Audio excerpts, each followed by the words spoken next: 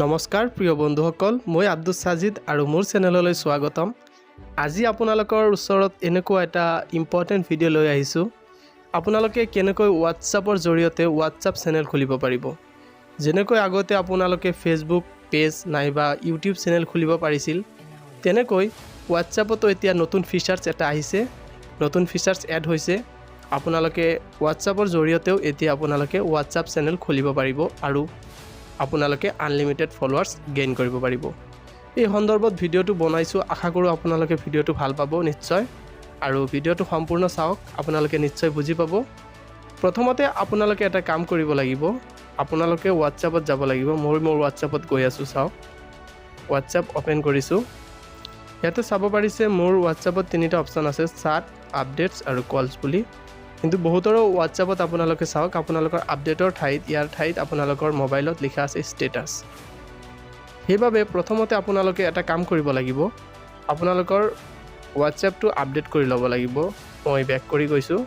আপোনালোকে প্ৰথমতে প্লে ষ্ট'ৰত যাব, প্লে ষ্ট'ৰত ক্লিক কৰিব।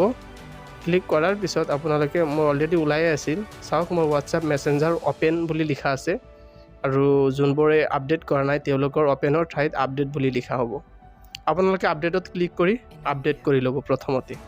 তাৰপিছত আপোনালোকে অ'পেন কৰিব। মই অ'পেন কৰিছোঁ, চাওক ষ্টেটাছৰ ঠাইত এতিয়া আপডেট বুলি লিখা আছে, আৰু তলত চাব পাৰিছে চেনেলছ বুলি লিখা আছে। চেনেলছ দেখা পাইছে আপোনালোকে, ইয়াত চেনেলছ বুলি লিখা আছে, তাতে আপোনালোকে ক্লিক কৰিব। ক্লিক কৰাৰ পিছত আপোনালোকে দুটা অপশ্যন পাব, ক্ৰিয়েট চেনেল বুলি লিখা আছে আৰু তলত লিখা আছে ফাইণ্ড চেনেল। যদি আপোনালোকে ফাইণ্ড চেনেলত ক্লিক কৰে আপোনালোকে চাব পাৰিব এইবোৰ চব হোৱাটছআপ চেনেল হয়। কেটৰিনা কাইফ, অক্ষয় কুমাৰ আৰু বহুত ষ্টাৰ আছে, নৰেন্দ্ৰ মোদী, তেনেকুৱা ডাঙৰ ডাঙৰ পলিটিচিয়ান আছে, বহুত ষ্টাৰ্ছ আছে, নিউজ চেনেল আছে। তেনেকৈ আপোনালোকে চাব পাৰিব হোৱাটছআপ চেনেল আছে আৰু বহুত ফলোৱাৰ্ছো আছে, মিলিয়ন মিলিয়ন ফলোৱাৰ্ছ আছে। আমি বেক কৰিলোঁ, বেক হৈ কেনে এতিয়া আমি নিজৰ চেনেল এটা খুলিম, আৰু ফিউচাৰত এই চেনেলৰ জৰিয়তে আপোনালোকে যেনেকৈ ইউটিউবত নাইবা ফেচবুক পেজৰ পৰা আৰ্নিং কৰি আছে, তেনেকৈ ফিউচাৰত হয়তো হোৱাটছআপৰ পৰা আপোনালোকে আৰ্নিং কৰিব পাৰে। সেইবাবে আপোনালোকে এটা চেনেল খুলি থোৱাটো উত্তম। আপোনালোকে প্ৰথমতে প্লাছ আইকনত ক্লিক কৰিব। আপোনালোকে মনোযোগ সহকাৰে ভিডিঅ'টো চাওক। ক্ৰিয়েট চেনেলত ক্লিক কৰিলোঁ। কৰাৰ পিছত তিনিটা আইকন ওলাই আহিছে, চাওক। ইয়াতে আপোনাৰ টাৰ্মছ এণ্ড কণ্ডিশ্যন লিখা আছে, কি কৰিব পাৰিব কি নোৱাৰে এইখিনি, আৰু আপোনালোকৰ চেনেলৰ বাবে আপোনালোকে ৰেছপনচিবল হয় সেইখিনি কথা ইয়াত ডিটেইলছ লিখা আছে। তাৰপিছত এইখিনি পঢ়ি কেনে আপোনালোকে কণ্টিনিউ কৰি দিব। কণ্টিনিউ কৰাৰ পিছত চেনেলৰ নামটো লিখিব। মোৰ নাম মই এনে সাজিদ বুলি লিখি দিলোঁ।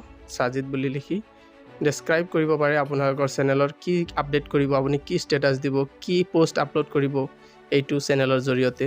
সেইবাবে আপুনি ইয়াতে লিখিব পাৰে সেই বিষয়ে। মই এনে just welcome to my WhatsApp channel বুলি লিখি দিলোঁ।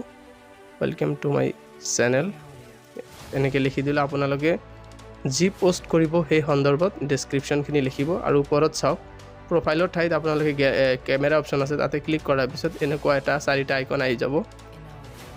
ইয়াৰ পৰা আপোনালোকে কেমেৰাৰ পৰা আপোনাৰ নিজৰ ফটো মাৰি প্ৰফাইল ৰাখিব পাৰে, নাইবা গেলাৰীৰ পৰা আপোনালোকৰ ফটো চিলেক্ট কৰিব পাৰে, নাইবা ইম'জি দিব পাৰে, নহ'লে ৱেবৰ পৰা চাৰ্চ কৰি কেনে ইণ্টাৰনেটৰ পৰা আপোনালোকে ফটো দিব পাৰে।